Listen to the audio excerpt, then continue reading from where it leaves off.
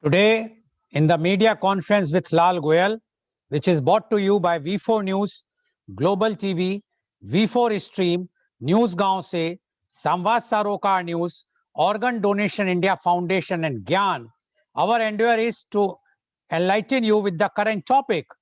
And as you are well aware that recently the 4 states and 1 union territory has gone for the elections, and the results were declared only 2 days back, that is on 2nd and 3rd. So today's our topic is expectations from newly elected state governments. But before I will come to our main topic, I would like to inform that today the world is celebrating International Firefighters Day. International Firefighters Day is observed on May 4th. It was instituted after a proposal was emailed out across the world on January 4th, 1999 due to the deaths of 5 firefighters in tragic circumstances in a bushfire in Australia. One of the most significant symbols of International Firefighters Day is the red and blue ribbon. The International Firefighters Day stresses those who died in the line of duty. It is also to remember the others who gave their time as well. And today we are also observing World Asthma Day. World Asthma Day is an annual event organized by the Global Initiative for Asthma, GINA, to improve asthma awareness and care around the world. World Asthma Day takes place on the first Tuesday of May. WHO recognizes that asthma is of major public health importance. According to WHO, it was estimated that more than 339 million people had asthma globally, and there were 417,918 deaths due to asthma at the global level in 2016. Although asthma cannot be cured, it is possible to manage asthma to reduce and prevent asthma attacks. The inaugural World Asthma Day was held in 1998. Media conference with Lal Goel hopes that soon researchers will find the medicine for the cure of asthma so that many lives can be saved. Now coming to the main topic, and that is expectations from newly elected state government. Before I will go to my panelist, I would just like to read the highlights of the manifestos given by the winning parties in different states. First, I am taking the Kerala, the LDF manifesto. The LDF manifesto makes several welfare promises, mainly focusing on employment for Kerala's youth, as well as rehabilitation of non-residents Indians, NRIs, who have returned to the state due to the pandemic. The 2021 manifesto also includes some ambitious promises, including 40 lakhs jobs, pensions for the state's female homemakers, and a rupees 10,000 crore electricity project to ensure power security in the state until 2040. The LDF manifesto also promises a coastal protection and development package of rupees 5,000 crore for the state's coastal regions. Several coastal regions in the state, including Veliyathura and Shankumagam in Tiruvananthapuram, have been facing coastal erosion. The proposed scheme will look at areas where the sea has encroached the land and take measures to protect the coast, said LDF manifesto. The manifesto promises to increase the income from agriculture by 50% in the coming term. The government will also increase welfare pensions in a phased manner. The goal is to increase welfare pensions to rupees 2,500 per month, said LDF convener A. Vijay Raghavan, who released the manifesto. The manifesto also talks about the security of senior citizens and more schemes for the protection and welfare of the state's senior citizens. As part of its housing schemes for the poor, the LDF says it will build 1.5 lakh houses in the coming term. It also promises free houses to members of SC/ST community. The LDF manifesto promises poverty alleviation through the promotion of small-scale entrepreneurship. For 45 lakh families, the manifesto promises to increase loan amount from rupees 1 lakh to rupees 15 lakh as part of its poverty alleviation program. A special consideration will also be given to auto rickshaws and taxi drivers and their problems addressed through government intervention. The CPIM-led front also promises to introduce more public-private partnership enterprises and a rupees 10,000 crore investment in the next 5 years. Another promise is to raise the base price of rubber to rupees 250 per kilogram. The government will also ensure that the Kerala Bank will start accepting NRI deposits as part of its NRI welfare initiatives. Loan waiver commissions in agriculture, coastal development, and education sectors will also be set up. Other promises include efforts to be self-reliant in the production of milk, eggs, and vegetables. The manifesto promises strong efforts to maintain the secular fabric of the state. It was also promised to implement the administrative reforms commission report and publish a yearly progress report of the government's rule for public scrutiny. So this were the highlights of the election manifesto of the LDF, who has come in power once again this year in Kerala Assembly. Now moving to the next manifesto of the TMC, who won the election with a comfortable majority, rather more seats than the previous one in West Bengal. Releasing the party's manifesto, Ms. Mamata Banerjee promised increasing employment opportunities. She said her government will work towards decreasing unemployment, saying they will create 5 lakh jobs in a year. It means if they are going to be there for 5 years, 25 lakh jobs they are going to create. They will ensure a minimum annual income of rupees 6,000 and rupees 12,000 for general category and backward community people respectively in Bengal. Claiming it to be a development-oriented manifesto, TMC promised an income scheme for all families, a student credit card, and a constitution of a task force to examine the inclusion of several communities under the OBC category. For the first time, every family in Bengal will be extended a minimum basic income. Under this, 1.6 crore general category families will get rupees 500 a month, whereas SC or ST category families will get rupees 1,000 per month. The money will be directly transferred to the woman head of a family, Ms. Banerjee said. A new student credit card scheme will be introduced with a credit limit of rupees 10 lakhs and an interest rate of only 4% will be charged, the West Bengal Chief Minister said. She also said that they will set up 10 lakhs new MSMEs and 2,000 new big industrial units in the next 5 years. We shall appoint a special task force to examine and propose OBC status to all the communities which are not recognized as OBCs like Mahasya, Tili, Tamil, and Sahas. They will also ask the government of India to grant ST status to Mahatos, the TMC chief said. A special development board would be set up for the development of Terai and Dora's region in North Bengal, she said. Duare Sarkar program will be held 4 months a year. Free ration will be provided at doorstep, Mamata Banerjee said. So this was the key points of the manifesto of TMC, which is now going to take charge. Tomorrow, she is taking the oath. So from tomorrow onwards, these are the key points which she has put in her manifesto. So we will examine that whether what is the position and what are the expectations. Now I am coming to the DMK manifesto, which is for the Tamil Nadu, because DMK won very comfortably in Tamil Nadu.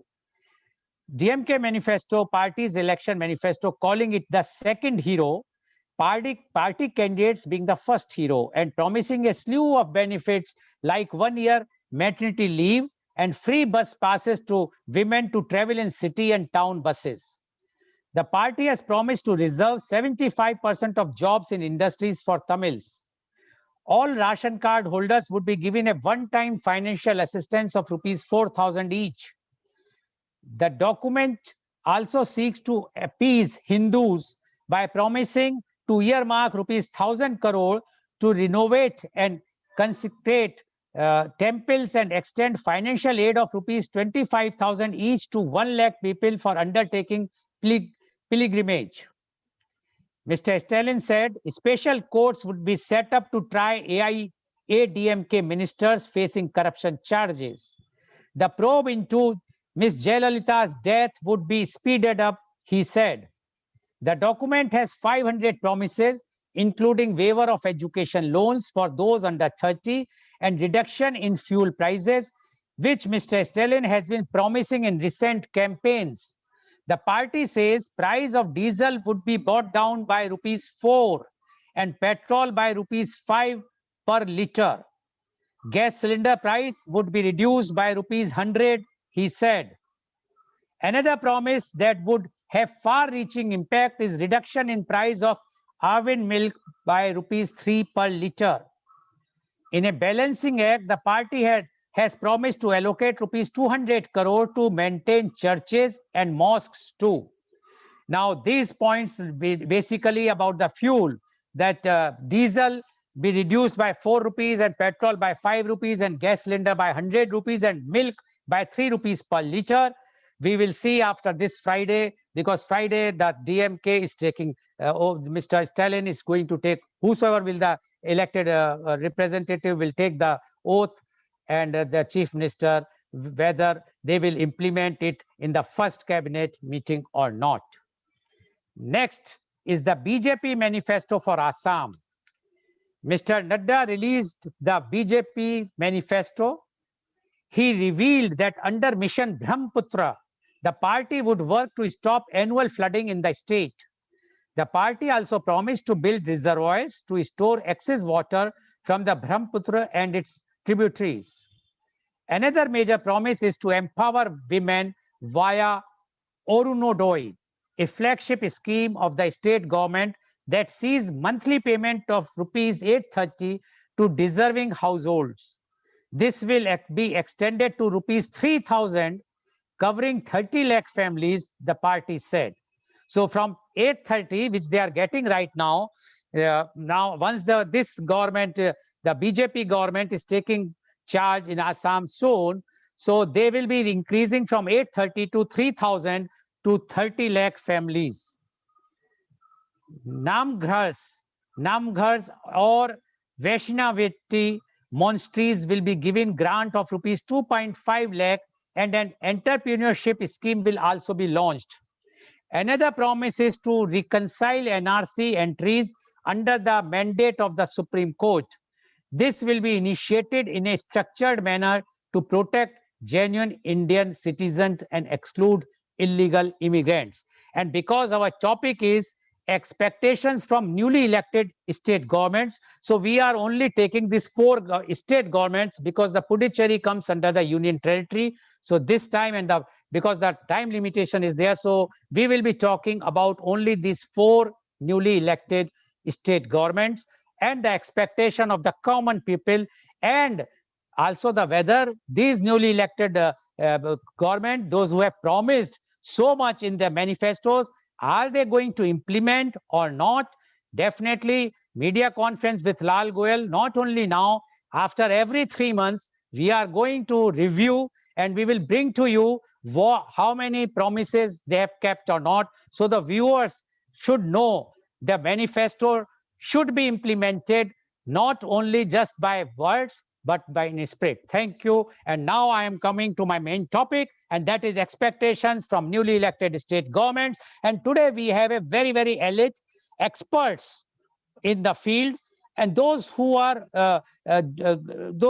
involved directly or indirectly in the election processes, or those who knows the states very closely.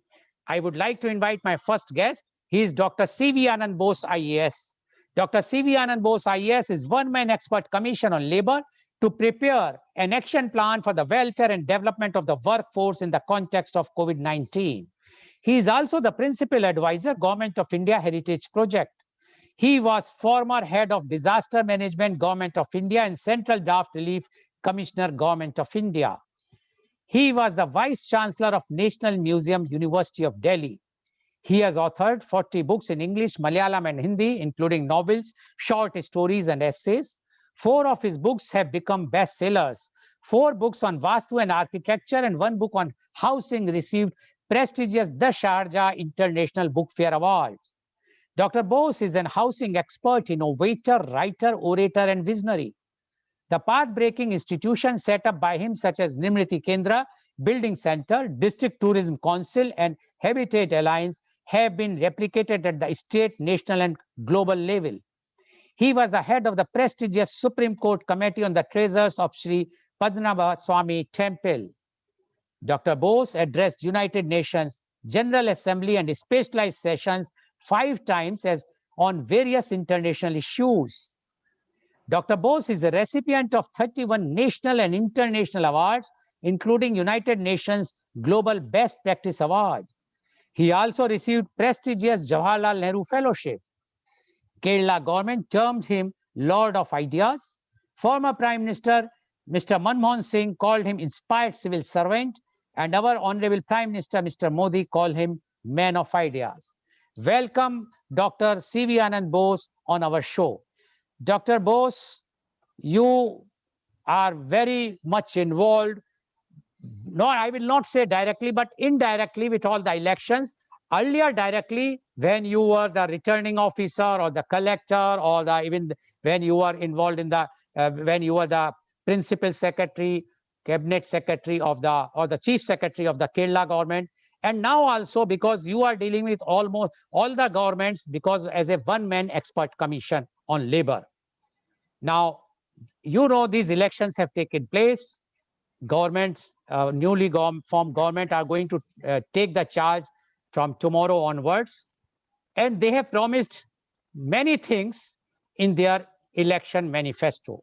But the question is, what the common people are now expecting from them, whether they expect the whole manifesto which they have given before the election to be implemented, or they have some other expectation, or whatsoever expectation. So expectations from newly elected state governments. Dr. C.V. Anand Bose, IAS, please. Thank you, Mr. Goel.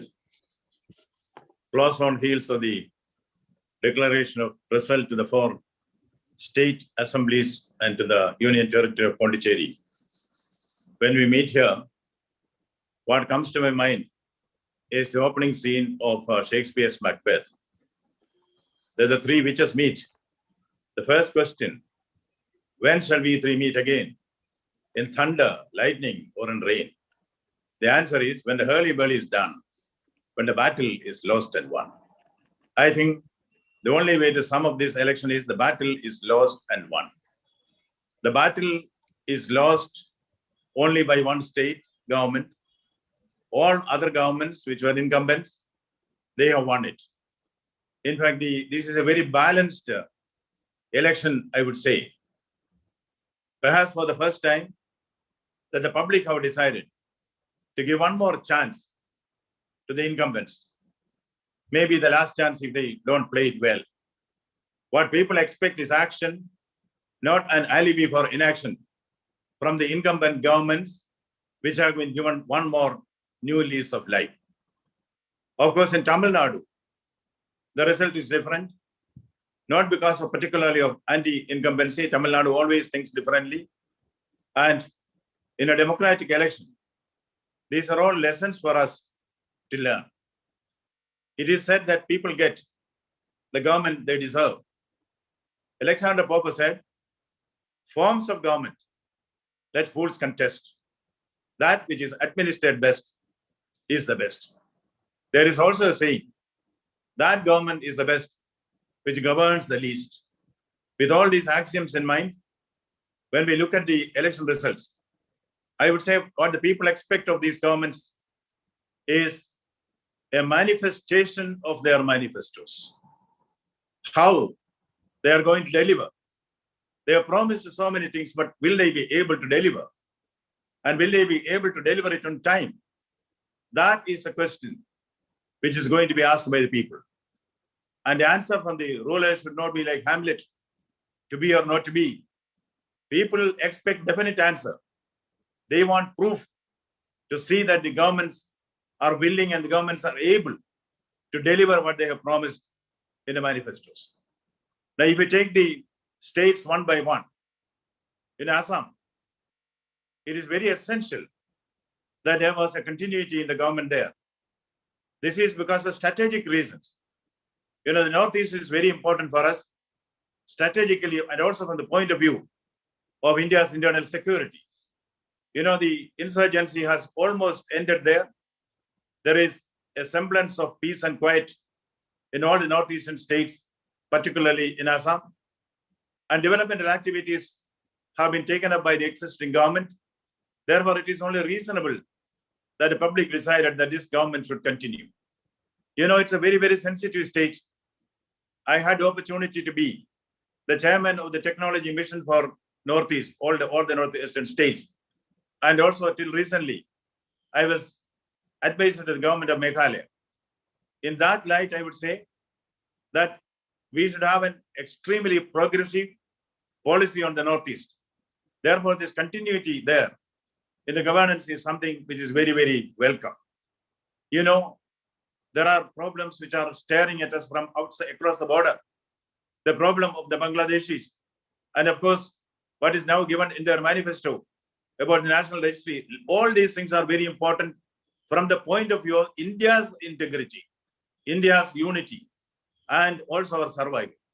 Therefore, the continuity in the governance of the state is something which will go a long way in consolidating India's peace and harmony, which we have brought about in the northeastern states. And when we come to Mamata Banerjee, in spite of all the political chicanery that she has been famous for or notorious for, in spite of the fact that the people have taught her a lesson by not electing her from Nandigram, still there is a positive message in that. Mamata represents, she is a symbol of women's liberation in Bengal. And that is something which has been endorsed by the public. But in Bengal, we have to see that she has learned from the experience. The government, the people have clipped her wings, not without any reason. She's given a chance to rule. She's given a chance to rule, not to misrule. In fact, even a phrase has come in Hindi. Earlier, we used to say about Dadagiri. Now it is Didigiri. This is something which people don't want. And one more lesson which Bengal has taught us is that it is not a simple lesson. Two political parties have been totally wiped off from the Indian political scenario. Yes, the Communist Party, the exception of Kerala is there, I'll come to that. The Communist Party and the Congress Party have almost been wiped off from the election scenario in West Bengal. Jocularly, people say, I do not want to comment on any individual, but since it makes a point, people say that the best leader of the Congress party, they say, is Rahul Gandhi. You know why? Rahul Gandhi is the only Gandhian in that clan. Because Mahatma Gandhi said, after the independence, Congress has to be dissolved. Jawaharlal Nehru was not able to do that. Indira Gandhi was not able to do that. Rajiv Gandhi was not able to do that. Sonia Gandhi was not able to do that. But alone, single-handedly, Rahul ji has been able to implement Gandhiji's wish of dissolving the Congress. That is the election result which we see in Bengal. Now, the jokes apart, it's a fact that two political parties have been near totally wiped out from the Indian political scenario, which is not a small thing. It has wider implications. And now, when we come to Tamil Nadu, in fact, I have Rajshekharan here. Rajshekharan has a unique position. He is living in Karnataka. He is born in Kerala, and he is specialized in Tamil Nadu, all rolled into one. So I leave it to him to comment about or analyze the election results in Tamil Nadu. But certainly, we know the politics in Tamil Nadu is little different from the rest of the country, and that is showing its manifestations there. Again, we will say, in Tamil Nadu, there is going to be a Stalinist regime, literally. In Kerala also, people say there is a Stalinist regime. Because not only the detractors of the Kerala chief minister, but even that matters. They say it on the slide that he has taken on the style of Stalin, a little autocratic. I'm not criticizing him. This is only a passing remark. I will not take up the issue of Kerala right now, not because I do not have a view about it, but I belong to Kerala. And when a newly elected government, I think propriety demands that we congratulate that government. We wish them well. This is not the time to criticize that government, but certainly there are many critical elements which lie embedded in this victory which they have there. I would only suggest one thing, something which has happened. The first communist ministry, the first democratically elected communist ministry in India and the world was in Kerala. In 1957, the veteran communist leader, EMS Namboodiripad, he led the party to a stunning victory. And we had a group of ministers which were perhaps the best among ministers anywhere in India. They were all very scholarly, very learned. They were committed to the people. And one or two things which that government did, in retrospect, I'll compliment them. In the field of decentralization of power and also in land reforms, the first communist ministry really had done great things. But still, they were dismissed. Why? They were dismissed because there was a liberation struggle. Who created the liberation struggle? The entire society of Kerala became anti-communist overnight. There were demonstrations, protests, and the democratically elected government was dismissed. We thought this is because of people's liberation struggle. No. Now it is known. Daniel Patrick Moynihan, who became America's ambassador to India later, in his book, A Dangerous Place, he said that it is CIA money which galvanized the political forces against the Marxist government and led to that opening. So these are not this kind of tremendous developments which are taking place in Kerala cannot be dismissed outright. I do not want to make any allegations or come to any conjectures now, but there is a fact. In the Kerala election in 1957, which led to the dismissal of the communist government, foreign hands were there. What I mean by this, I will explain if you give me a chance next time. Now, since we are not taking up Pondicherry right now, I am not going into that. Now, what we expect of these governments, Mr. Goel has rightly read out the manifesto, the main salient features of the manifesto. What people expect is an implementation of the manifesto. And for this manifesto to be implemented, I would say that there should be a system where people give the report cards on the ministers. Every month, people should be giving report cards on the ministers, and there should be adequate shake-up based on that. Of course, we do not have, our constitution does not speak about recall, but there should be the people's mandate, the social audit which is done by the people, the concurrent monitoring which is done by the people on the implementation of the manifesto should be developed as a means of democratic accountability by those in power. And secondly, Mr. Goel, I would add to the manifestos of all the states, each and every pie that is spent by the government belongs to the people. Therefore, it should come in the public domain. The expenditure, public expenditure should come in the public domain. And people should have a right to ask why this money was spent. Because all the freebies which are being given, I'm not entirely against freebies, but if you take the money which is meant for the development for the future and give it on attractive freebies, then where is development? What kind of a lopsided thinking about development? Of course, the poverty has to be addressed. The common people's problems have to be done. But this is not by just giving freebies from the exchequer. I think there should be an accountability for this. And one or two things which I would point to those who have framed the manifestos. Please address the fundamental needs of the people: food, shelter, and clothing. To an extent, it has been addressed. But people should also have financial security. Why not extend 5,000 rupees of overdraft to all the people, especially those who are below the poverty line? Why not declare the states as hunger-free? The state should take it upon itself to see that every citizen in that state is fed at least one meal a day should be given to him. And the basic needs have to be addressed, not just giving freebies. The fundamental issues have to be addressed and fundamental solutions have to be brought about. I will certainly give my opinions about the Kerala situation if I get a chance later. But with these words, I conclude because I would like to listen to the other panelists. Of course, on Tamil Nadu, we have Rajshekharan, and one set of people who are ignored by us are the Pravasis. See, it is the Pravasis who account for the well-being of Kerala. Kerala has a money order economy. Mr. Jacob is here. Was the state fair to the Pravasis? This has been seen. The Pravasis are the bulwark of the economy and well-being and the sustainability of the state. Therefore, not just lip service, concrete action has to be done to protect the interests of the Pravasis. I would listen to the other panelists. Thank you.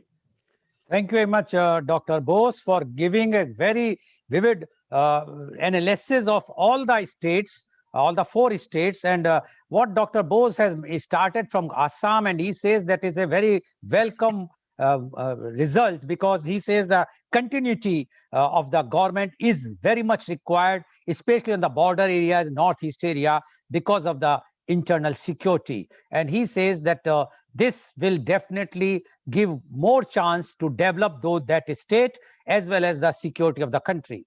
And when he came to the Tamil Nadu, he says that Tamil Nadu, he would not like to give more comments. He left for Mr. Rajshekharan, our another panelist, but he says that Tamil Nadu's thinking is different, and they always have a set of mind how to elect the government.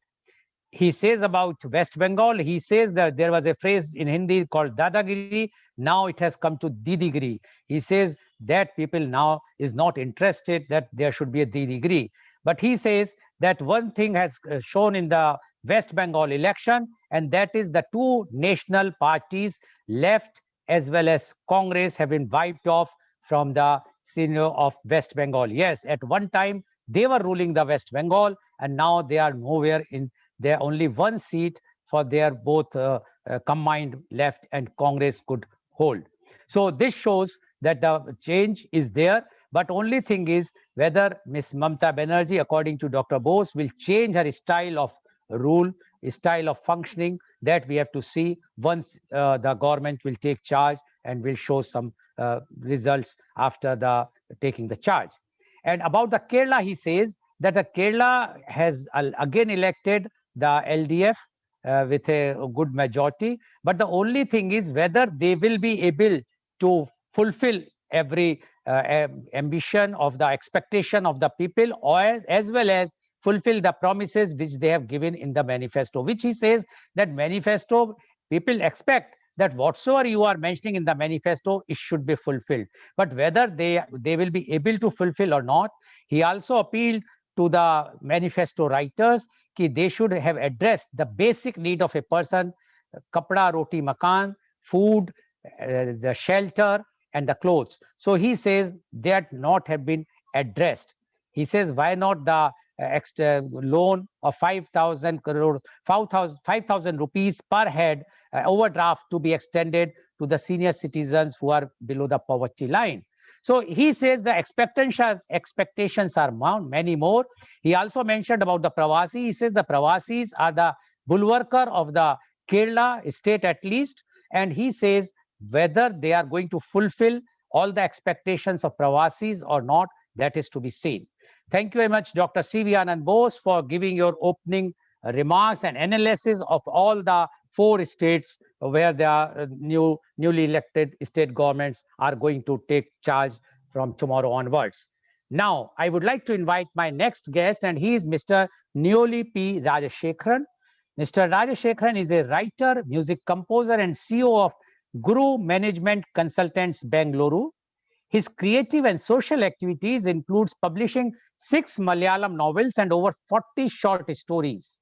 He published 2 English novels, King Pawn, based on Syrian civil war, and Azadi, based on the conflict in Kashmir. He has published Competency Web, The Corporate DNA, and several other papers. He composed over 200 songs for labels and independent music, currently promoting 3 YouTube channels. He is coaching and mentoring startups. He is having experience of 45 years of international director level. He worked in for-profit and not-for-profit organizations. For 15 years in financial services, Bank of India, Chase Manhattan, and Standard Chartered Bank. 10 years in oil and gas, Shell, ExxonMobil, Qatar Petroleum, and 10 years in non-profits, CGIAR, World Bank funded international system. 10 years in consultancy and teaching MBA students, entrepreneurs, and corporates. He lived and worked in over 45 countries across continents. He is a management consultant, coach, speaker, creative writer, musician, and active on social media. He is a strategist on governance, performance, management, leadership, development, and HR. His expertise in management of startup, downsizing, high growth, turnaround, and cultural transformations. He is a member of Mensa International. Welcome, Mr. Rajashekharan, on our show. Mr. Rajashekharan, you have heard what Dr. C.V. Anand Bose, IAS, has given in his opening remark, and he has mentioned about all the 4 states which he has analyzed. Now, we would like to know from you expectations from newly elected state governments. Mr. Neoli P. Rajashekharan, please. Please unmute. Good morning. Good morning. Thank you, Mr. Goel. It's always a pleasure to be on your seminars as they bring in different ways of looking at issues and make constructive suggestions. So I've always enjoyed being with you on these sessions. And thanks to Dr. Bose and also to Mr. Jacob, who are also on this panel. Since the time is limited, I'll straight away jump into the subject. It's very interesting results that these elections have given us. As Dr. Bose started mentioning it, I'll say 3 things which to me are very interesting in this. First thing is the establishment of electronic voting machines. There have been a lot of complaints, but now I don't think neither LDF nor TMC or any party will question the EVMs now. They have come to stay, and I'll expand on it later on because it needs to go further and reduce the cost of elections. So we'll come to that later on. And the second thing is that the parties that have been elected with comfortable margins. So they don't have to worry about their existence for 5 years, as happens in coalition governments with wafer thin margins. So they'll have no excuses because they have the power clearly given to them by the people. And so they can just get on with their delivery business. And that's very important because a lot of governments have suffered from minor margins and, trying to keep their constituents happy rather than worrying about what they need to do. So those 2 are really very interesting points in this election. And then I'll talk more about other trends as we go along. I'll start with some general observations rather than going state by state. Then I'll obviously make a few remarks about specific states. There are short-term and long-term issues for all these governments. I think we need to start looking at it from that perspective. Now, COVID is obviously one of the biggest issues facing all these governments right now, and it has got both health and financial issues. Health from a perspective of vaccination, oxygen, beds, supply and demand balancing, and also communicating better with people. And in many states, people who have already won have not organized the campaigns very clearly or very well. There have been confusion about campaigns. So I think on a war footing. They have to deal with the whole issue of dealing with COVID and also immediate financial relief for segments who need that. And these are two very short-term things that they need to address independent of everything else. The second, I would say, in the short term, is to start reviewing their own expenditures over the last five years. Dr. Bose sort of slantingly mentioned that, but I'll go a little more into detail. Because when you get a second term, it's also a time for you to sit back and think, what did you do well? And what did not go so well? And what could you do differently? And it's time for them to do that. So one of the, I would say, four things they need to look at very carefully. One is stop marketing at such huge costs.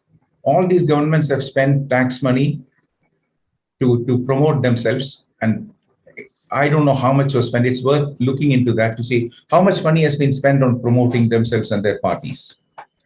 Because the governments do get a good amount of free PR and air media time from different media. How much more should you spend on advertising? Let your work speak for itself rather than promoting your own campaigns. Probably during the election year, it's a little more understandable. But now the next 5 years, why should you spend so much money promoting what you're doing at the expense of something else you should be doing? The second issue is there has been a multiplication of personal staff with each of these ministers and people who have been elected. They need to look at it. This is money being spent, sometimes without any clear norms or guidelines. People are close to them, people are, their favorites are appointed. So how many personal staff does a minister need? And why can't they use existing ministerial or existing government employees for that? The third is to stop supporting sick public sector industries. This is very important because either close down or privatize. I know this is very sensitive. It's like showing a red rag to a bull. But it's time we started facing it. Probably the governments were too concerned about their vote banks. But this is the time to do it because they have a clear mandate for 5 years. And I hope some of these governments will have the guts to do it because we are pouring a lot of money down the drain into non-performing sick public sector enterprises. And also, as was mentioned earlier, government should get into governing, not managing buses and cafeterias and liquor shops. So get out of all this and let other people manage that. They'll create more employment and proper efficiency into these systems. So the fourth one is stop placating government employees and groups. Government employees are the largest number of the employment group in India. And whatever happens, some of these governments have even in the very last days have improved salaries, give a lot of money to people in government salaries, which doesn't make sense. Because at the end of the day, efficiency is also important in government. It's not only for the private sector. So that needs to be looked at. So those are the four areas where I think spending and waste had to be looked at. And as was mentioned earlier, there needs to be transparency. These accounts have to be made public. How much you spend on advertising, how much on personal staff, how much on sick and public sector enterprises, and how much on placating government employees. And what's the rationale for this? The third point I would say is nepotism and support for own party and supporters. Once a government is elected, it has to work for the welfare of all people, not for their own party members. And this is extremely important. And using the party and the government mechanisms to build their own party and using backdoor entries, using their own power to build their own party will not go a long way in the long run. It may work in the short term. So people's expectation is that an elected government will look after their interests independent of which party they belong to. And that also leads to victimization, that also leads to restriction of media, that leads to a lot of things when people are with us or against us. And a good government does not do that in a democracy. And we are a democracy, so let's face it. So those were some of the short-term immediate actions that all governments could look at, and including the center. I'm not saying just only the state, because we operate a peculiar kind of system in India where there's a lot of freedom for the states. And there's always a constant conflict in a federal structure. Federal structures they're good at creating creative tension. So you have the central list, state list, and the concurrent list. And there's always a debate on whether it belongs to me or to you. But the important point is that everyone can work to change the laws and the constitution or the systems, but as long as there is a law in place, we have to live with that. And we have to comply with that. Otherwise, there will be more conflicts which can be avoided by sensible long-term thinking in the national interest. We all have to, these governments also have a difficult task of balancing the state interest with the national interest. So that also needs to be taken into account in formulation of policies and processes and procedures.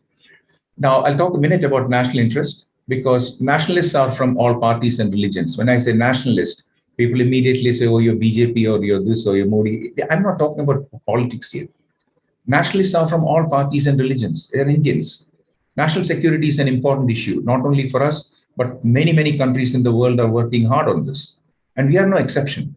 States need to believe in and support that, no matter which party rules India. That's irrelevant. If India fragments, there will be no center or states. Growth of regional parties is happening. I'll talk about that in the Tamil Nadu context. This has become a trend because many states are developing regional parties and they're assuming a lot more power. But regional parties have a big role to play because they've got their ears to the ground, they have the trust of the people, but that cannot be used to create a divide between themselves and other states or between themselves and the center. It's a very important lesson for us in the next 5 years where it's going to be critical. The third point in the long-term aspects is public debt. There has been tremendous increase in public debt to implement schemes, and I'll come to the utilization in the next point. It's not about taking personal credit. Sorry. Instead of taking public debt, some states have been reluctant in implementing some of these schemes because they get the credit for it. It's not about who gets credit in this. The point is that whatever is available to an Indian citizen should be made available to the people in that state. That's their job. That's why they have been elected. And if they don't do that, they're not doing a service to the people who elected them. And in public debt also, that limit borrowing if more and more central schemes could be used instead of creating their own schemes. So financial stability comes as the fourth one. Many states have borrowed heavily. In the last 5 years, the debt has gone up tremendously. And with I don't know what kind of planning happens there, but it's high time for them to think.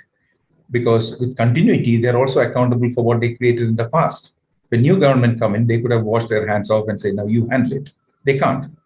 They're totally accountable for the debt they have created as well as how they're going to deal with it. Important issue. Industries infrastructure, very important. As Dr. Bose said, if all the money is spent into creating SOPs and benefits for people, it's down the drain because you're not recreating wealth, you're not recreating revenue. So rather than giving money away, easy support with risk capital, working capital, not subsidies. So we'll also have to redefine incentives and disincentives. Based on the impact on staff welfare, the resource use should be I think there should be a negotiation with the center. For example, there was a very interesting case recently in the utilization of vaccines. The COVID vaccines were most effectively used by the healthcare system in Kerala. That's because there can be wastage in vaccines. Once you open a bottle, there are about 10 shots in a bottle. And depending on the capability of the nurse who's administering it, you can sometimes you can even get 11 shots out of it if there is no wastage. But a state that does it so well should get more vaccines or should get more support. So you need to start incentivizing behaviors, incentivizing actions which are in the interest of the people. Now, the Kerala election manifesto, as you said, has talked about rapid reskilling of unemployed youth, creation of a knowledge-based world, etc. Those are long-term investments which Kerala needs very badly. And modernized transport and infrastructure, Kerala roads, there's a lot to do there. And then industrial corridors and high-speed rail connectivity are some of the other things in the infrastructure they've offered. But the more SOPs you give away, the more money you throw into non-performing government organizations, they will not be able to do this because these are big investments that are required and jointly with the center. And it's also time to play ball with the center rather than being antagonistic about it. Next 5 years, smart states would make use of the center, start making use of every resource and every benefit and every possibility that the center can provide for the benefit of their own people. And then free housing, as I said, social welfare needs to be balanced with more central support used there so that their own resources can be put more into infrastructure and also revenue generation. Then curtailing freedom of the fourth estate. Some states had anticipated created rules to restrict the press. They're creating cyber armies, spreading false information. All these have been part of the game before the election. Time to stop all that because we can waste a lot of time doing this. And then there are two issues. Very quickly, I'll pass on them. Sustainability on water management, mining and forests, big issues for the long term. Food security and agriculture. Agriculture is a state subject. So procurement systems have not been working. It's one thing to say there is a minimum base price for rubber or paddy, but if the collection system is not working well, a lot of the grains are wasted. And also investment into distribution, storage, and post-harvest technologies. There's no point creating more grains if they're lost. And finally, energy sector, investment in solar, encouragement and incentivization to go solar for industries, and also technologies that make use of solar. Now, finally, I would say two things. One, electronic voting. And now we have 5 years to think about this. This is the time to think about it. Linking it with Aadhaar. And more, I see the need or the possibility of the center or the states going directly to people on referendums, for example. In an electronic medium, that's possible. And it's less expensive. It's almost marginal cost. And no one questions the EVM now. So if we can strengthen that system with, for example, biometrics, people can sit in their homes and vote with biometrics. There is no question of any fraud there. And finally, the right to recall. There must be progress sheets, progress cards. As you said, Dr. Goel, this is very important to have periodic reviews of what has happened, what's been delivered, what's not been delivered, and reporting the feedback. So that's a fairly large list. And also let me be realistic here. No party, no government is going to deliver on all their election manifesto promises. So it's also a question of how to prioritize and how to get the most balanced implementation that will give the best benefit to the people they represent. Thank you. Thank you, Mr. Rajshekharan, for giving a very, very detailed analysis of the newly elected state governments. And one point which he has mentioned, which just I want to highlight, is about the election EVMs or the votings. What he says now, because earlier the opposition, especially the Congress party, AAP party, TMC, DMK, they all were objecting and they were saying there is a manipulation in the EVM machines. But this time, there was not a single such type of complaints or such type of protest has come from these parties. So what Mr. Rajshekharan says, now when the EVM has successfully doing it, now why not we modernize it further and see to it that the people are sitting at home and they can vote. Now, and it can be done by the biometric or OTP whatsoever. My reservation is only one, Mr. Rajshekharan, which because I have done this media conference with other people also, and they found that, but my reservation is this, that a person, if he's sitting at home and if he's voting through the net or through the smartphone, the problem will come the states like Bihar, UP, Madhya Pradesh, Chhattisgarh, where those Bahubalis or those who are having that muscle power, they will corner the entire village. They will ask everyone to put the vote to a particular party, put their thumb, and then they will go. So here, at least if they are coming to the election booth, they have some liberty that once they are going inside, they can vote to whomsoever they want to vote. But once if they are at home, where there is no paramilitary or central forces or the state police force, one can very well manipulate. This election, this proposal was moved when Mr. Session was also there, but it was discarded because of this reason. They always feel that this thing can happen, and until unless we will have some proof, foolproof system, which I am sure the way the technology is improving, something will come when this idea of yours, which you are saying, yes, it has to be implemented. When we are transferring crores and crores of rupees every day on the tip of just pressing a button, why not we can't vote? But the only difference here is that here somebody will come and sit on your head and ask you to vote to a certain person, or forget about the outsider. Even the husband or the wife will start imposing their views on the other and see to it that they will vote. So that is the only reservation. But thank you very much, Mr. Rajshekharan, for giving such a good analysis about the state government. Definitely, I'm going to ask you the question next in the next round, where we will see how those state government, the particular state government, what are the expectations and how they are going to implement. Thank you very much, Mr. Rajshekharan. Now, I would like to invite my next guest, and he is Mr. Jacob M. Chenepetta. Mr. Jacob is MBA CPA. He is MD and CEO of Jacobs International Educational Consultancy LLC, Kuwait. Mr. Jacob graduated in Bachelor of Commerce and Finance from AGUI USA and MBA Masters in Finance from NIM Mumbai. He is patron of Kolam Jila Pravasi Samajam and Punalur NRI Association. He is a proactive member of the non-resident Indian community in Kuwait. He is a visionary and a pioneer in the field of education, finance, auditing, and consulting in Kuwait.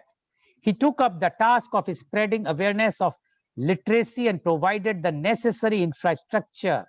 In 1999, Mr. Jacob, along with other prominent Indian community leaders in Kuwait, founded a community school for providing free education to the fellow Indians residing in Kuwait.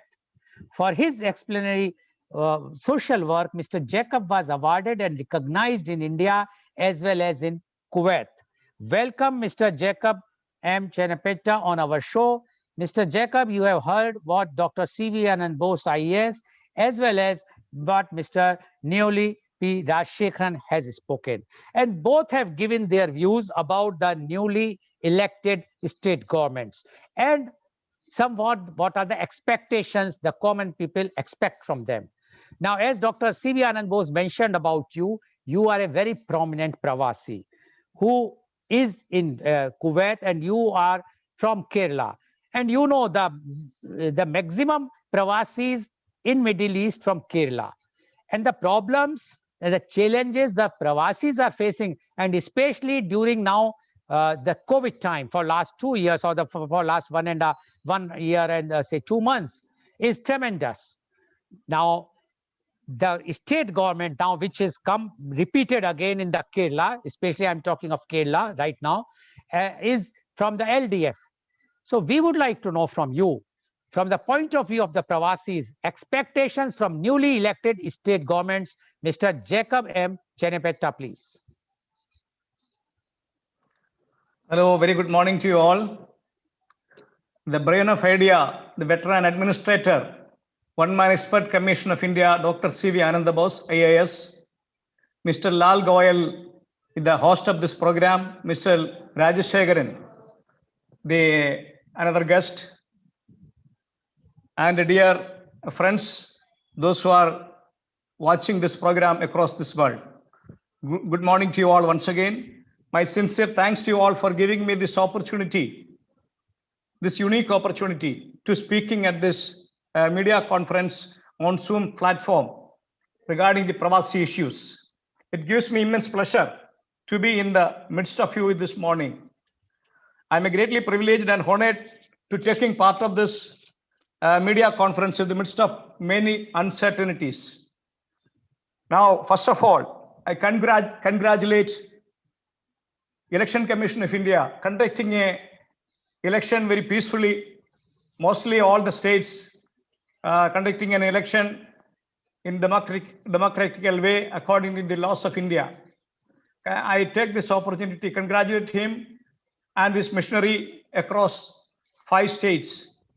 Also, I take this opportunity to congratulate all designated 5 chief ministers, especially Mr. Pinarayi Vijayan. He's a one-man show. He's the Iron of Kerala. We say Sardar Vallabhbhai Patel was the Iron of India, Iron Man of India. Same way in Kerala, we have Mr. Pinarayi Vijayan, the Iron Man of Kerala. Why I said this? Because of his mandate, visionary only this government came to power second consecutive term in Kerala. Not because Mr. Goel said, because there are a lot of election manifestos, promises and all there, but all the parties are the same. But Pinarayi Vijayan's one-man show was the election mandate, I feel. This is my opinion. Also, in all other states, we can see that the assembly elections, everybody worked tirelessly for continuing their second consecutive, but not happened in all the states. For everybody, it didn't happen. As a Pravasi, I am not going to all this technicality, but I am, as a Pravasi, I wish to say the good luck for everybody once again, and second time, and also for the a stunning victory for all the political parties in the many states. No room for Pravasis to discuss any matters in Kerala. As you said, there was a majority people in Kerala, the youngsters are living abroad mainly in the Gulf regions. For their issues to be discussed, their matters to be addressed, where there was no platform. Mr. Pinarayi Vijayan has introduced a Loka Kerala Sabha in Kerala to introduce a platform with the support of the one-man expert commission. Mr. C.V. Ananda Bose proposed many proposals to Kerala government as well as the central government. We need to have a platform to address these issues. So accordingly, finally, in the term of the Mr. Pinarayi Vijayan's time, they introduced a platform to discuss our matters. I am one of the members of the Loka Kerala Sabha in Kerala. I have got an opportunity to discuss various matters in that platform. Now I need to put forward, as far as I am Pravasi, few things to the new governments in Kerala. Mainly the immediate action to be taken for the stranded Pravasis in Kerala, Tamil Nadu, Bangalore, Karnataka, Goa, and Bombay, and many states of India. There are many hundreds of Pravasis stranded. They are unable to go back to UAE or Kuwait or any other Gulf countries because of the COVID. You know that's a COVID, but there is a precautions the vaccination precautions are there, and there are many immediate addressing points like the families stranded in Gulf countries. Some part of families are stranded in Kerala. They wanted to join together. Some importance should be given for the priorities should be given for this kind of people. Those who have lost their jobs, going to be finished their visas and residencies. So these issues, the government, state governments, newly forming state governments must take initiative and address to the government of India and take a bilateral discussion with each governments and make a priority basis arrangements to enter in these countries and lift the ban of the Pravasi traveling. This is a very important point. I need to address this media conference. And second things have another point is that there are many FMGs, foreign medical graduates are in India, approximately 25,000. I understand they are here in India. The government of India, or by the support of the government of state governments, this FMGs has to be take their services to be utilized for the COVID time, the pandemic time. Their services to be utilized for India's betterment. This is what I need to ask the government of India, especially for C.V. Ananda Bose, since he is here. He can put forward this matter to the government of India as well. The MCI, this only one technical issue. The MCI license not been issued for them to practice in India, but they can use their according to their qualification as a doctors, junior doctors. We can use them for the servicing this sector, medical sector, to eradicate the troubles or the problems or facing the health sector right now. Their services are valuable for the Indian nation now. I ask the government of India plus the state governments, please take this matter as a very serious concern. And there are many in expatriates, Pravasis facing many problems from 1970s. From 1970s, the migration started from Kerala to other states of Gulf countries and other European and American states. But when the Pravasis start the migration, since then, there is problems, there is memorandums, there is issues, but few governments addressed a few of them, but few are not addressed yet. Very serious matters to be addressed also. First of all, I am talking about the voting rights. Voting rights has been given by the approval, but the problem is still Pravasi constituencies. Our representatives are not in the state governments, not in the central government. This is our members should be in the parliament, our members should be in the assemblies. This is very important thing. We have discussed this matter before also with the one-man expert commission. Dr. C.V. Ananda Bose put forward this matter to the government of India. We need to have a Pravasi constituencies everywhere in the Gulf regions. This is another my point to be discussed right now. In the politically, I'm not going to discuss anything right now at the moment. I am not a member of any political party. I was in a 40 years I worked for the national party in India, but at the moment I am not in any political parties. So I am not debating any political issues now. We have a Pravasis. I am the member of the Pravasis. I am put forwarding some points to address by the government of India and the state governments. Newly elected government should take these points very seriously. This is what I wanted to explain during this conference. It is the duty of the nation or states to support the expatriates because they are the backbone of the finance of the nation. And second thing, the national social security board should be established, and the free trade zones should be established in the states, especially in Kerala, because we know that in the UAE we have a free trade zones for each states. Each emirates have a free trade zone. So they accommodating the Pravasis, returnees of the Pravasis, and still the Pravasis, those who are there, financially capable people, intellectual people, experienced people in the various level. Their contribution, we need to attract it. So therefore, we need to have a free trade zones for expatriates especially in Kerala and mainly the southern states, the major expatriates living from those states. So this is another point I need to tell, that these free trade zones can avoid the bureaucracy troubles for the expatriates. We know the last few years, we've seen that many suicides happen for the Pravasis in Kerala. In Kannur, I understand that one sergeant started this business, but the government and the government missionaries didn't work properly, and finally he suicide.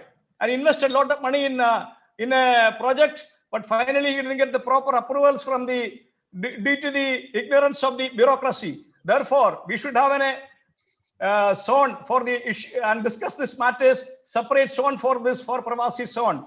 It has to be trade zone. It has to be established. This is what I am appealing to the state governments now newly going to be sharing these days. And there are many, and full cooperation from the government should be asked right now for this Pravasis betterment, because they are not asking this free of cost. They are providing the foreign exchange to the India, Forex, the backbone of the India. How many crores of rupees they are bringing every year? But now at the moment, there are problems, but still they are pumping the money to India to make India financially wealth, and especially Kerala state. These are the things to be taken care while coming the new governments. This is what I would like to request the governments. And we have many things to be addressed. Even we addressed before also the same thing. I don't want to repeat again and again in the conferences. So I'm saying the main 2-3 things, 3-4 items have asked the governments to take care as early as possible. And also I asked the another states should establish like a Loka Kerala Sabha system in all other states like Tamil Nadu and Karnataka and Bombay and many other states. It would be better for addressing the problem matters. Pravasi Bharatiya Divas we have, but within 1 or 2 days we won't be able to discuss all the issues in that in meeting. But we should have a platform for all the representatives from across the world to address the problems of the Pravasis. That would be better. Especially I'm talking about the uncitizens, not citizen of American citizen of Indians or the European citizen of Indians. I'm not talking about them. I'm talking about the Pravasis, those who don't have any other residence in other countries, those who have to come back finally to our own country and settle down here. We are not planning to migrate. We are not planning to leave India. We are Indians. We need to come back to India and stay here. This is our ultimate aim. We are doing the hard-earned money should be invested in proper way in Kerala, proper way in other states. So investment-friendly states should be come up in India. That should be better, like China. It is came to my mind now. It is the coronavirus started in China. Now where is coronavirus in India? In China, there is no coronavirus. The coronavirus spread to India, all other countries. We couldn't control them. This is like China. You should have some mechanism to adopt to prevent all those countries like a pandemic, like all the issues. And there are many things to be added with the Siviananda was explained so many things. But he is my guru. I am not going to overtake his talking, but I need to add something more to him. As I'm not a member of any political party right now, I wanted to say that the Gandhiji's vision was dissolve the Congress. Not at a time, Nehru couldn't do it that. But now slowly, his family members are doing that one. Indira Gandhi dissolved the Congress in Tamil Nadu state with the rift with the Kamaraj. And subsequently, his daughter-in-law, Sonia Gandhi, dissolved the Congress in West Bengal, dissolved the Congress in Maharashtra with the rifts with Mamata Banerjee and the Sharad Pawar. Now, finally, the southern state was a stronghold over the Congress party, has been collapsed by the help of the Rahul Gandhi. This is what happening nowadays in India. Slowly, Mr. Bose, collapsing and dissolving the Congress party in India and wiping out very fast. That's what we believe.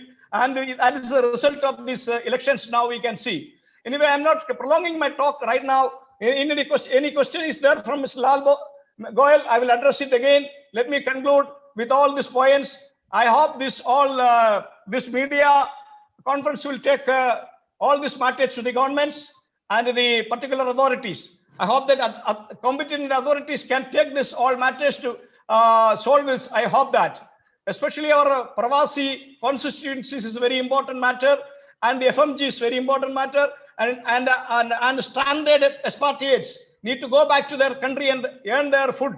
So I am asking the government again, state governments, India government, make the bilateral dialogue with the counterpart of these countries and make all the arrangements, please. This is my request for all the government, newly serving governments.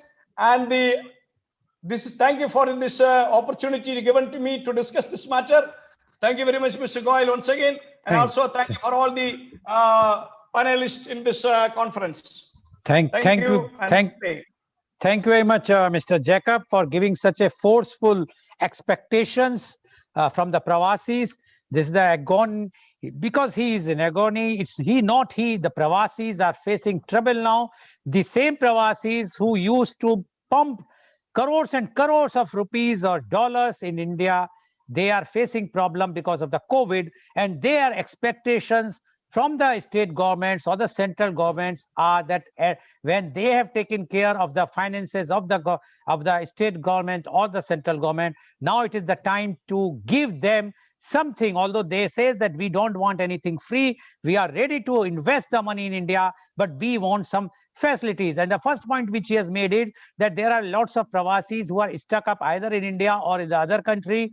They should be giving some passages after discussing mutually with those governments along with the state governments or the central government. Secondly, he says that many health workers are in the country right now, and because they cannot practice here as per the law in their MCI restrictions, but something can be worked out so they can work for the betterment of the medical system right now, and they can do that.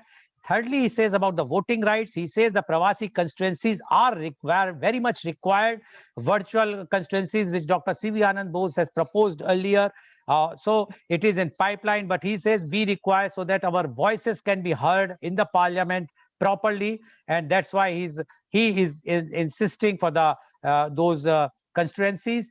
And one more point which he has mentioned is that because many of the Pravasis who have come back to India, because unlike the US citizens, Indians, NRIs, or those who become the US citizen, or in the UK or Europe, in Middle East, all these Pravasis have to come back to India at given time, one or the other time. And that's why they want to start and invest money in India, but they want a proper care for them, no bureaucratic red tapeism. And he has given example of one of the industrialists of Pravasi who invested money, but he was so much fed up with the red tapeism of the bureaucracy that he has to commit suicide. So he says there should be a Pravasi trade zones in all the states where the Pravasis are there, where it should be a single window clearance or whatsoever the assistance the government can give, so that they will not face any problems.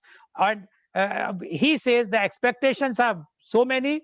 We are ready to invest the money in India, according to Mr. Jacob. And he says that the CM of the Kerala, who has been re-elected again, is a nice person, according to him. He compared him with Sardar Patel, that how the CM of the Mr. Vijayan is like a Loh Purush of India or the Kerala. Thank you very much, Mr. Jacob, for giving your views. Now I would like to ask Dr. Bose. Dr. Bose, as you have also mentioned, and we would also like to hear your views on the election results in Kerala, particularly for the reason of the landslide victory of the ruling LDF once again, because from the very beginning, that traditionally it is once LDF, once UDF, but this is the first time that LDF has been re-elected and with a very good mandate. What was the reason, Dr. Bose? Can you just highlight that? See, Mr. Goel, the mandate of the people has been very clear. There is a decisive mandate in favor of the ruling party.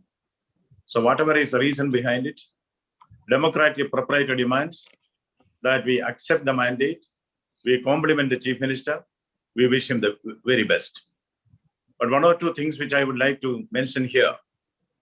All these governments which have been elected, particularly the Marxist-led LDF government in Kerala, should realize that they are functioning within the Constitution of India. No government is above the Constitution of India. They get their mandate to rule that state because we, the people of India, who gave this constitution to ourselves, have given them the mandate. They take oath by the constitution. The constitution envisages a federal democracy here. There is no scope for a state government to fight with the central government. The political party can. The Marxist party can question the BJP, which is ruling the central government. But a state, once the chief minister becomes the chief minister, he ceases to be chief minister of a particular party. He is our chief minister. We may have different political opinions, but he represents every citizen of the state, even those citizens who are against him politically. This is a fact which all chief ministers have to bear in mind. You know, their duty is to get to the people of their states, whatever is there, given by the central government as well. If you feel the central government schemes will endear the people to the government in power in the center, and if you try to mislead the public, that is a crime against the voters. There is no scope for such confrontational attitude between the state government and the central government. You can negotiate. You can get the people of Kerala whatever is there in the schemes and projects of the government of India. But blocking it, and also the favorite, Mr. Rajshekhar also said, through advertisement, you are trying to take credit for things which you are not entitled. Okay, if you take the credit for certain things, well and good. But then don't block the facilities which are offered by the government of India to the people of the state, just because of myopic political reasons. This has to go, and the government of India has to come down heavily upon this trend, whoever is the chief minister.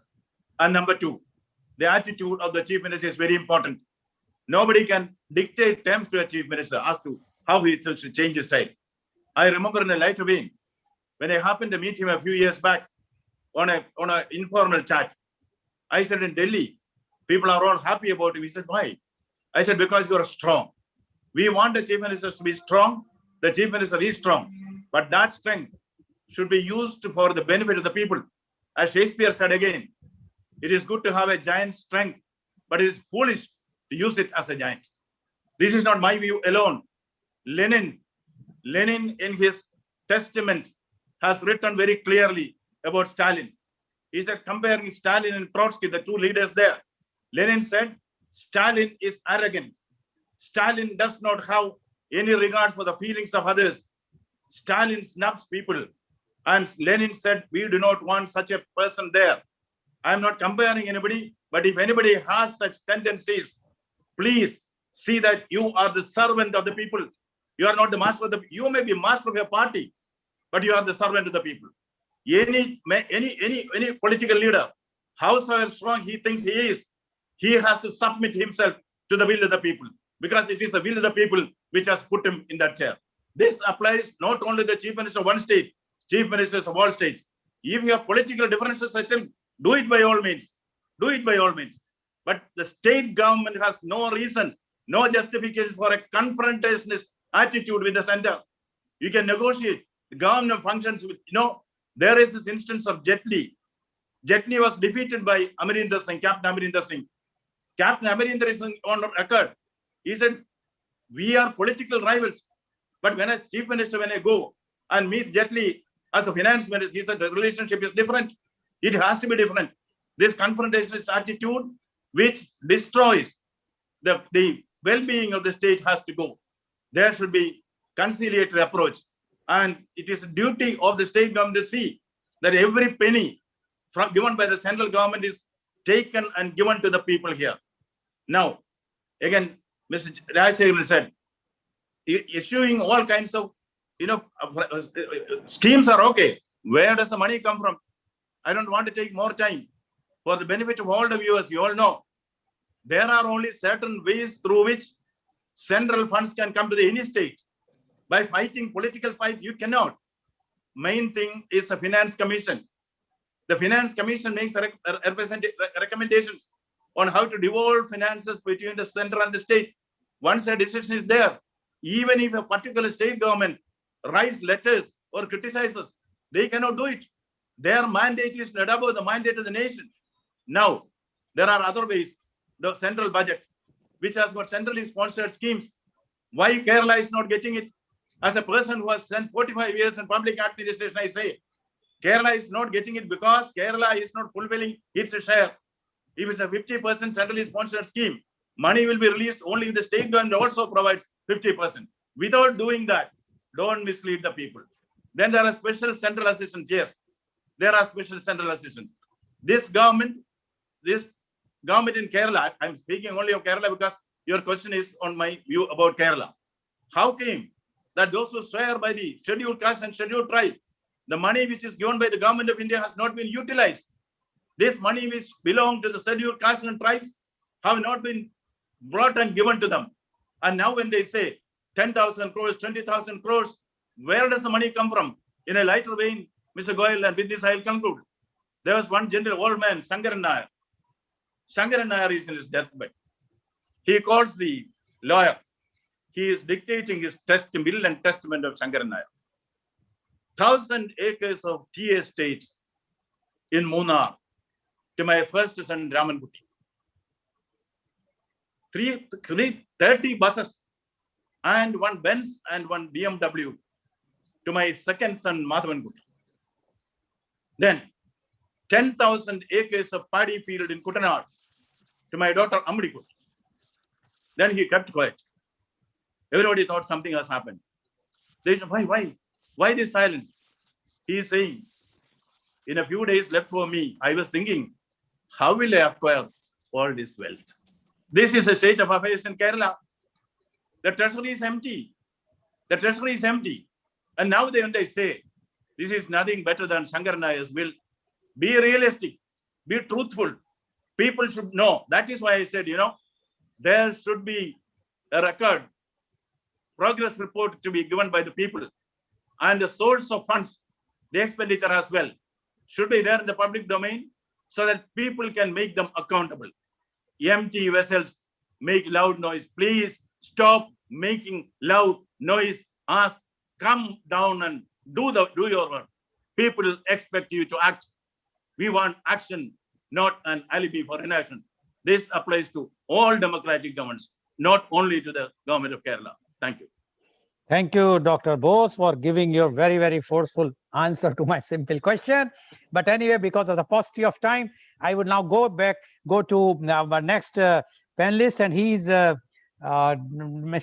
Rajshekharan. Mr. Rajshekharan, time is short, so 1 minute answer. You were mentioning about how the Kerala has very nicely administered the vaccine. But the figure says something else. Initially, yes, it started from Kerala, then they controlled, then again it flared up in Kerala, they again controlled before the elections. How? That is a matter of question, because all the 5 states or the 4 states and that COVID was not there. It has become a WhatsApp joke. The COVID is afraid to go to an election bound state. But now today the condition is Kerala is in a very bad shape. In spite of the vaccination, 26,000 cases are there in Kerala, and all other places like West Bengal, Tamil Nadu, cases started increasing drastically after the election. And you are saying, so what do you say about this? If the management was so good in Kerala, why the surge in between? Again, before the election, it has come down. Now again, it is going up like anything. What do you say about this, Mr. Rajshekharan? 1 minute, please. Please unmute. Please unmute. I think you misunderstood my point, because what I said was the actual utilization of the vaccine that was made available. It's not about the spread of COVID. Spread of COVID was not managed very well. There's no issue about that, including religious festivals, including political rallies, you name it. And that's not only Kerala. I think all over India, there has been a relaxed atmosphere after the first wave came down. And that has led to the second wave. So that is very clear. So I was not talking about the way the spread of COVID was managed. I was talking about the way the available vaccine was efficiently managed without wastage. Okay. So those are two different things. It's very clear. Do you want me to take a couple of minutes on the states? You have the time or no? No. Okay. Thank you very much. Now I'm coming to Mr. Jacob. 1 minute only. You are the first person, I must say, who has complimented the Election Commission of India. Otherwise, including the Madras High Court, has fired them like anything. Apart from political parties, all political parties are also firing the Election Commission, and the public is also firing. Everyone is blaming the Election Commission. What is the reason why, as a Pravasi, you think the Election Commission has done a good job? Mr. Jacob, please. The large democratic country like India, conducting an election fairly and peacefully is a very difficult task. It has to be, that's the reason I said that difficult task controlled by the election commissions and its ministry very well. Comparatively past elections, there were very kind of violence happening. I'm not talking about the West Bengal, all other states. West Bengal, there were some incidents, but all other states was peacefully conducted the election, and there was not much fraud is been reported yet. All those things, because based on that, I complimented Election Commission of India. We need to give some support, the missionaries. When they do something good, we should appreciate them. Don't criticize always. That's the reason. Okay. Thank you very much, Mr. Jacob. So today you have seen the expectations are too high. And why the expectations are too high? Because they were shown the hopes by the political parties, and especially those now, because we are not talking of the other parties, those who have lost, they have lost. We are only talking about the political parties who are now going to rule those newly elected, the states where they have been newly elected. And their manifestos have shown so many things, like reducing the petroleum prices drastically, 3 or 4 rupees per liter, 100 rupees on an LPG gas, and the 3 rupees per liter of milk, as well as many other promises which they have done. As Dr. C.V. Anand Bose has said, from there they will get the money.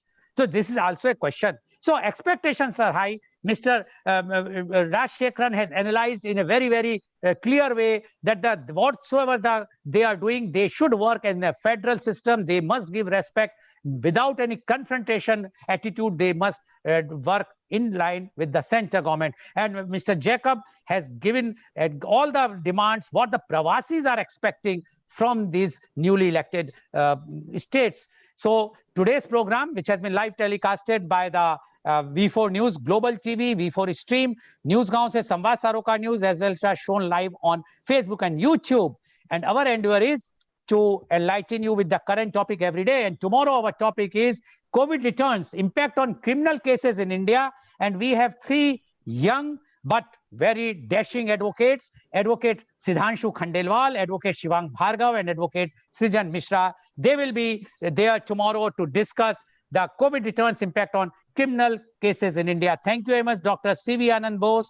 Thank you very much, Mr. Rajshekharan, and thank you very much, Mr. Jacob Charapeta, for joining and giving such a, I must say, and you have enlightened the public, all the voters of those states, that what they are expecting, that how the state government are going to fulfill. So that thing which people are not understanding, that the manifesto, when they are putting it, they should also fulfill all those things which they are putting in manifesto. This should not be a, it's a manifesto. It's not should be a just to fool the public or the voters at large. Thank you very much, and thank you all the viewers